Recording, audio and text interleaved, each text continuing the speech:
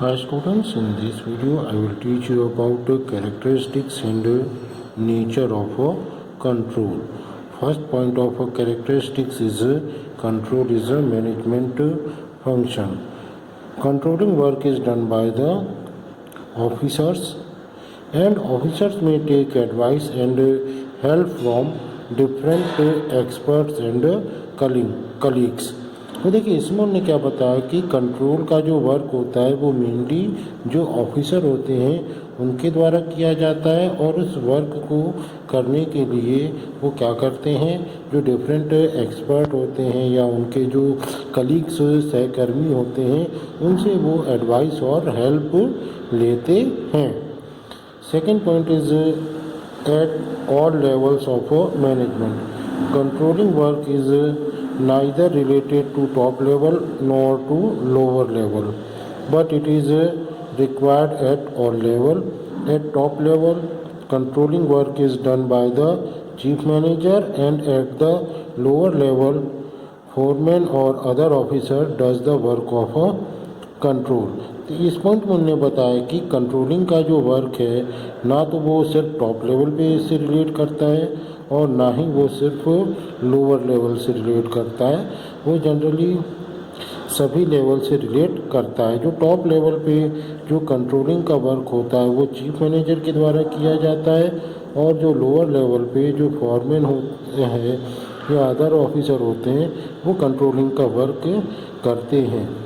Next point is a control continuous process.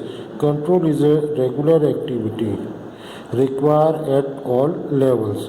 It is not an activity in isolation. The management has to be continuously vigilant and to ensure that the management is in the right track. If control is withdrawn midway, then it may affect performance, the efficiency of the organization. इसमें उन्होंने बताया कि control क्या एक regular activity है जो कि सभी लेवल पे रिक्वायर होती है. ये कोई आइसोलेशन में किया जाने वाला वर्क नहीं है. Management has to be continuously vigilant. Management को जो कंटिन्यूस जो है निरीक्षण करना होता है ये इंश्योर करने के लिए कि मैनेजमेंट जो है वो राइट ट्रैक पे है.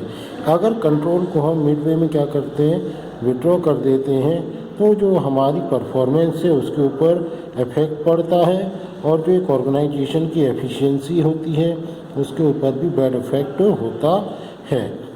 Next point is control is futuristic or forward looking. The object of control is to wipe away present errors and defects so that no hindrance or defect may arise in future.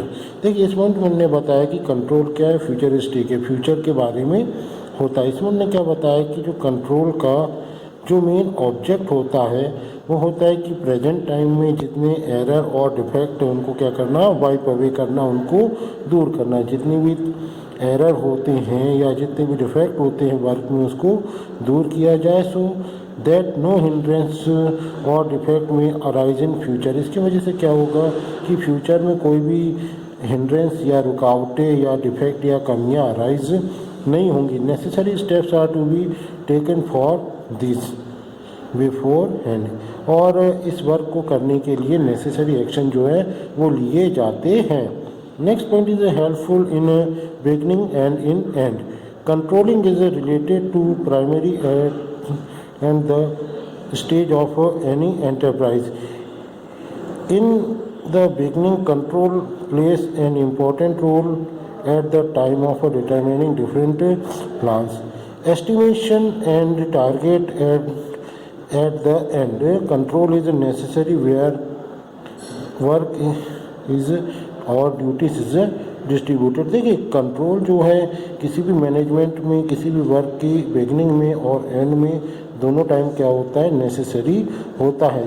Primary time में जब हम work को क्या करते हैं, शुरुआत करते हैं, तब भी इसका बहुत ज़्यादा इम्पोर्टेंट रोल होता है, क्योंकि तब हम क्या करते हैं, अपने प्लान को डिटरमिन करते हैं और अपने टारगेट को भी क्या करते हैं, एस्टिमेट करते हैं। कंट्रोल की रिक्वायरमेंट लास्ट में भी होती है जब ड्यूटीज़ को क्या किया जाता है, डिस्ट्रीब्यूट किया जाता है।